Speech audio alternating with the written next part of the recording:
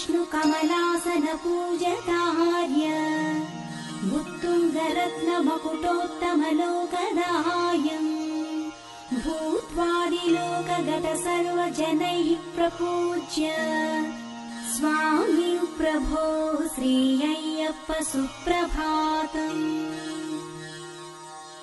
ऋष्याधिसिद्धगणपूजितपादपीठ रूकारमन्त्रघटितैर्मनुविस्कुतार्य लक्ष्मीप्रधाननिरताखिललोकवन्द्य स्वामी प्रभो श्री अय्यप्प सुप्रभातम्।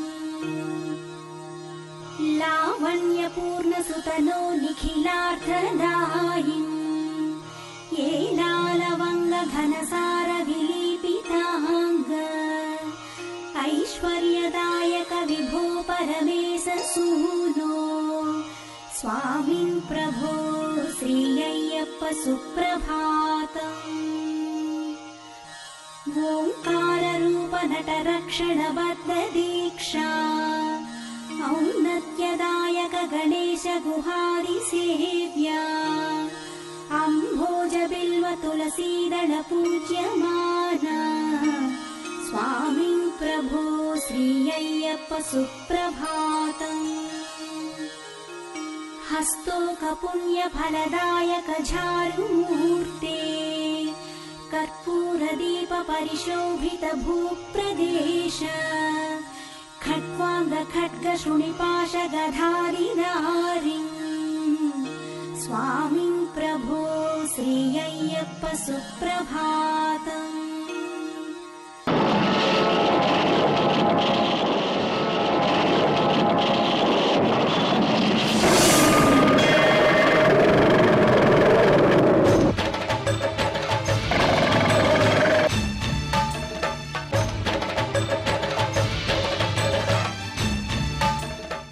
శ్రీ లక్ష్మీ నృసింహుడు ఈ అఖిలాండకోటి బ్రహ్మాండ నాయకుడు. స్వామి అవతార తత్వమే ఒక ప్రత్యేకత. అనేక అవతారాలు ధరించినాడు పరంధాముడు. అట్టి అవతారములన్నింటినీ మనం దర్శించి తరించాలంటే భక్తి ఒక్కటే దానికి ఉపాయము. ఈ జీవకోటి తరించటానికి ఎంతోమంది మహర్షులు, దేవతలు, అలాగే భక్తులు ఆ అప్రమేయ అనంత కళ్యాణ గుణములతో సగుణ సాకార రూపాల్లో అవతరించినటువంటి పరంధాముడిని అనేక రూపములతో స్తుతించినారు. అందుకే స్తోత్ర సాహిత్యము చాలా విస్తృతమైనది, ఒక మహాసముద్రం లాంటిదని చెప్పుకోవచ్చు. జంతూనాం నరజన్మ దుర్లభం, శంకరులు అంటారు, మానవ జన్మ రావటమే దుర్లభం. వచ్చిన జన్మను సార్థకం చేసుకోవటం కంటే ప్రయోజనం ఇంకొకటి లేదు. అయితే స్వామివారికి అనేక అవతారాలు, విష్ణు పురాణంలో అనేక అవతారాలు, మహాభారతంలో స్వామి యొక్క స్వరూపాలు, ఇలా భారతీయ సంస్కృతిలో గ్రంథములు అధికమే, దేవతలు అధికమే, సాహిత్యము అధికమే.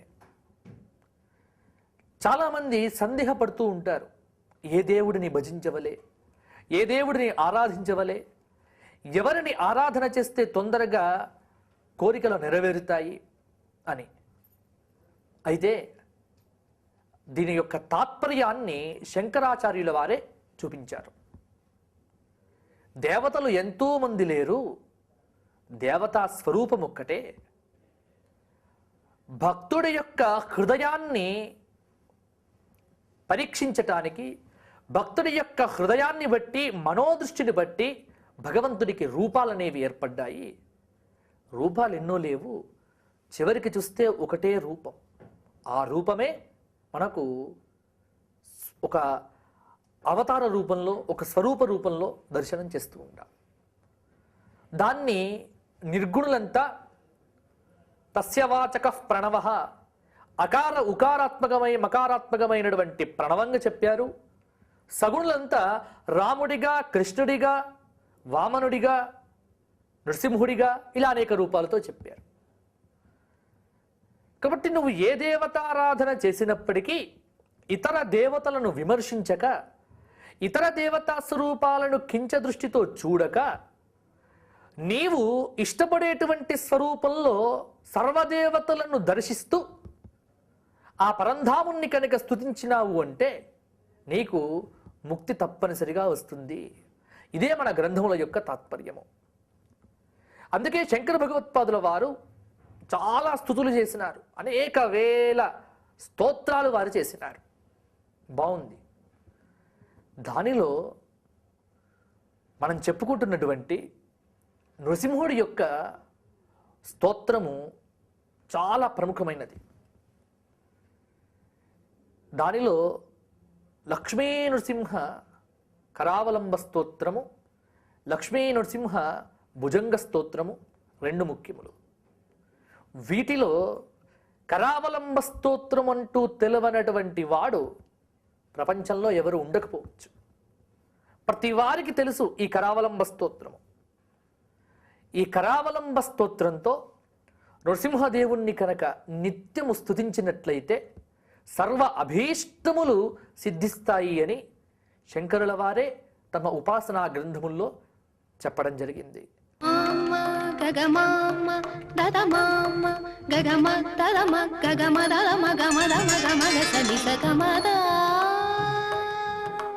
ఏమని పొగడుదుమే,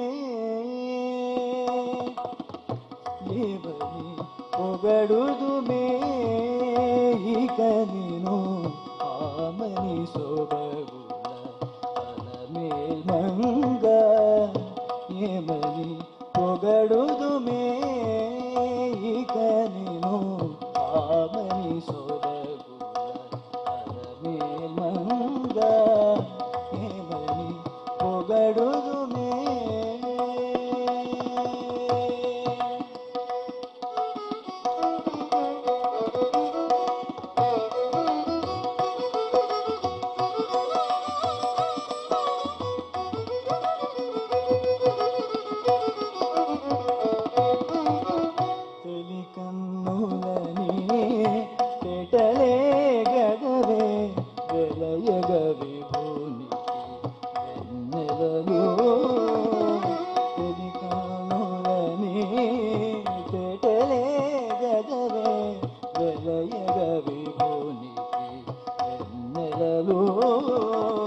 పులకల మూలకల పొదులిగరవే, పులకల మూలకల పొదులిగరవే, పలుమరు పువ్వుల పానుపులు, పులకల మూలకల పొదులిగరవే, పలుమరు పువ్వుల పానుపులు. ఏమని పొగడుదుమే, ఇక నేను ఆమని సొబగుల అలమేల్మంగ. ఏమని పొగడుదుమే.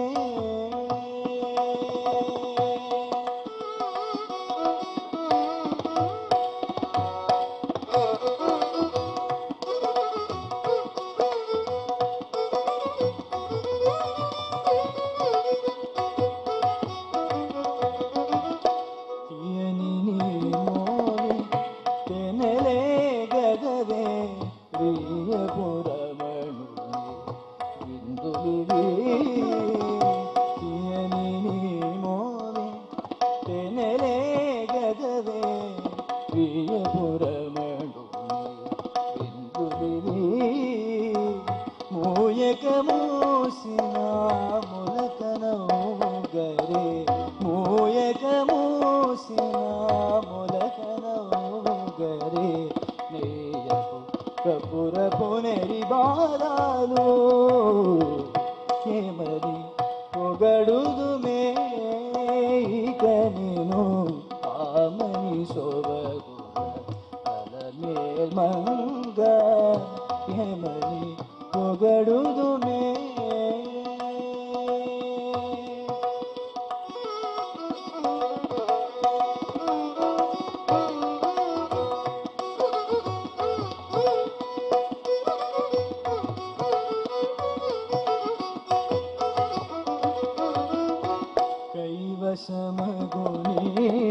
కోగిలే గగవే శ్రీ వెంకటేశ్వరు సిరునగరు కైవసమగుని కోగిలే గగవే శ్రీ వెంకటేశ్వరు సిరునగరు తావుకున్నమే తమకములే గరే తావుకున్నమే తమకములే గరే కావించిన నీ కళ్యాణములు తావుకున్నమే తమకములే గరే కావించిన నీ కళ్యాణములు ఏమని పొగడుదుమే ఇక నేను ఆమని సోబగుల అలమేల్మంగ ఏమని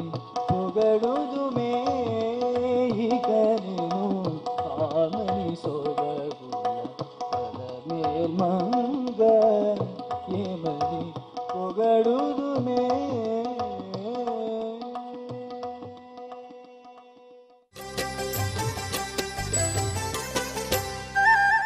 చిత్రమైన ఈ ప్రకృతిలో విచిత్రవంతమైనటువంటి బుద్ధిజీవి మానవుడు.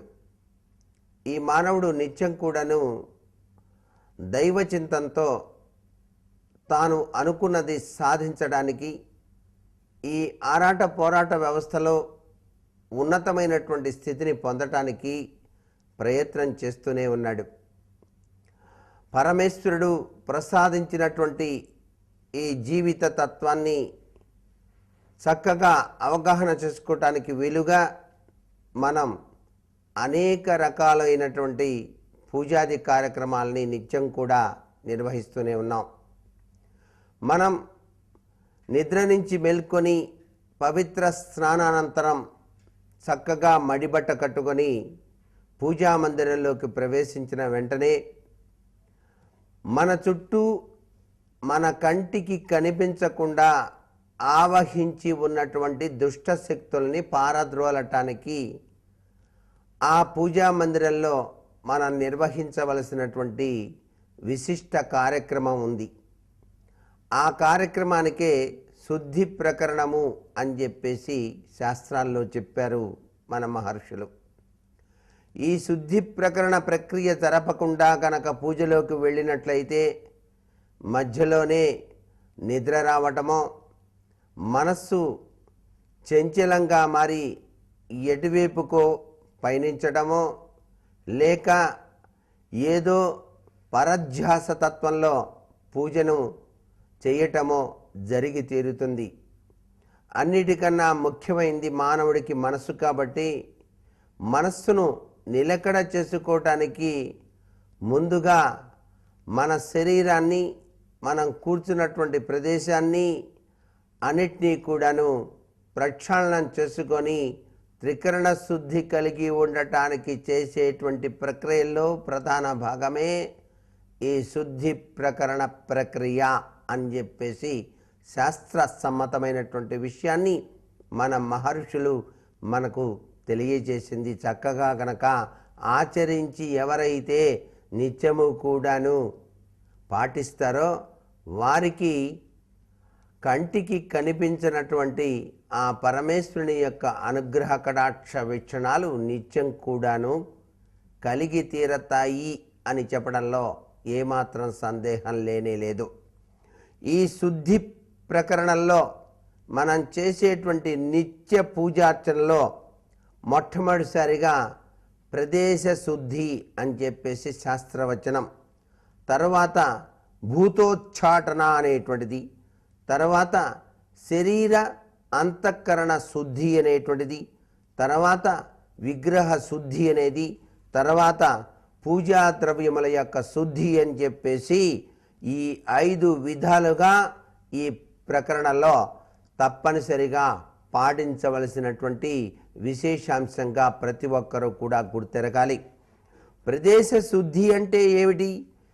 ఏ విధమైనటువంటి పూజార్చనలకైనా సరే ముందుగా పూజాస్థలంలో ఎంచుకున్నటువంటి ప్రదేశంలో శుద్ధిని చేయటమే ప్రదేశ శుద్ధిగా చెప్పడం జరుగుతుంది. దీనికి సంబంధించినటువంటి మంత్రాన్ని వస్తే ఉచ్చరించవచ్చు, లేకపోయినట్లయితే ఆ భగవంతుణ్ణి మనసారా ధ్యానం చేస్తూ ప్రక్రియను ప్రారంభించవచ్చు. ఈ ప్రక్రియ ఎలా చేస్తారు అంటే, ఒక గ్లాసులో నీళ్లు తీసుకోండి, దానిలో తప్పనిసరిగా పసుపు, కుంకుమ, తెల్ల నువ్వులు ఈ మూడింటిని కూడా కలిపి పుండరీకాక్ష పుండరీకాక్ష అనే మంత్రాన్ని కానీ, లేక పృథ్వీ త్వయా ధృతాలోక దేవత్వం విష్ణువాధృత త్వం చ ధారయమాం దేవి పవిత్రం కురుచాసనం అనేటువంటి శ్లోకాన్ని కూడా చదువుకోవచ్చు. ఈ శ్లోకం రాని వాళ్ళు ఆ శ్లోకానికి అర్థాన్ని తెలుసుకొని మనసులో అనుకోవచ్చు, అమ్మా భూదేవి, నీవు సమస్త లోకాల్ని కూడాను ధరించి ఉన్నావు కాబట్టి అట్టి నీవు శ్రీ మహావిష్ణువు చేత ధరింపబడి ఉన్నావు కాబట్టి ఓ మాత, నీవు నన్ను నా యొక్క ఈ యొక్క ఆసన ప్రదేశాన్ని కూడాను పవిత్రవంతం చేసి ఆ మహావిష్ణువునందు ఆ సర్వేశ్వరుని యందు భక్తిని పెరుగునట్లుగా అనుగ్రహించవలసింది అని చెప్పేసి కోరుకోవటం దీనిలో దాగిన పరమార్థ లక్షణం.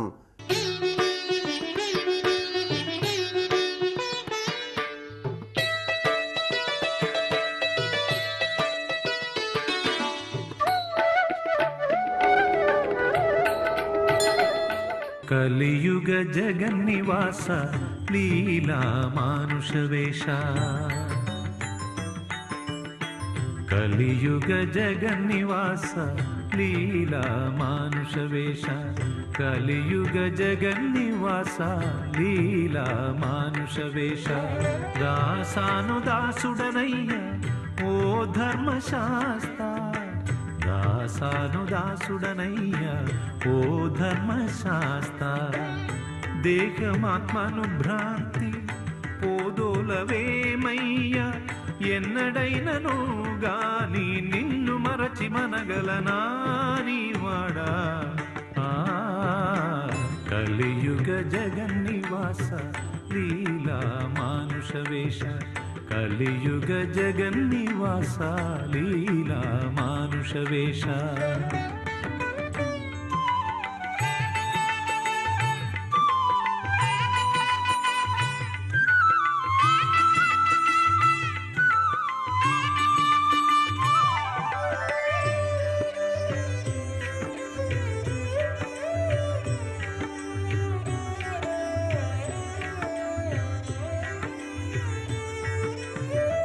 పంచభూత పంజరంలో బంధితమై దారి లేక ఉంది నా జీవాత్మ, నిన్ను చేర ఉత్సుకతో పరమాత్మ సన్నిధానం కోరుతోంది.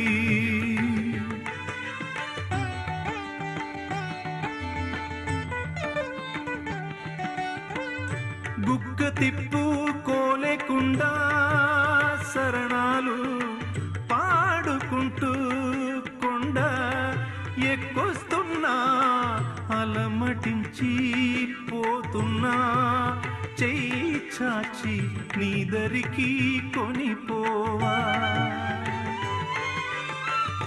దేహమాత్మను భ్రాంతి పోదోలవేమయ్య, ఎన్నడైనను గాని నిన్ను మరచి మనగలనా నీవాడా, కలియుగ జగన్నివాస లీలా మానుష వేష, కలియుగ జగన్నివాస లీలా మానుష వేష.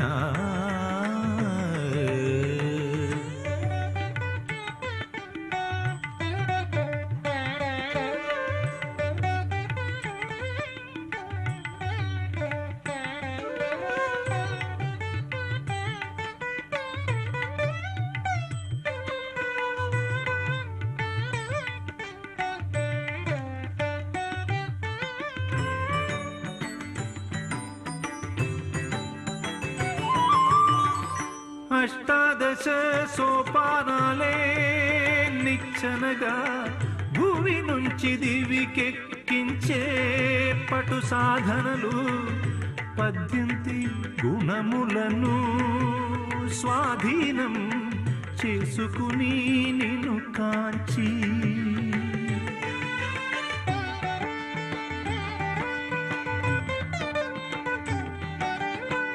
అహంభావము చివరకు నశింప పరబ్రహ్మ స్వరూపమే చూపించి నీ వీక్షణం ఈ క్షణం ప్రసరించి సత్యమై నిలిచేవే కామం క్రోధం లోభం మోహం మదం మాత్సర్యమారు భువిని నిప్పు గాలి నింగి పంచభూతములు 5 తమోరజోగుణం సత్వం విద్య అవిద్య ఇవియు 5 ధర్మము సత్యము సోపానాలు 18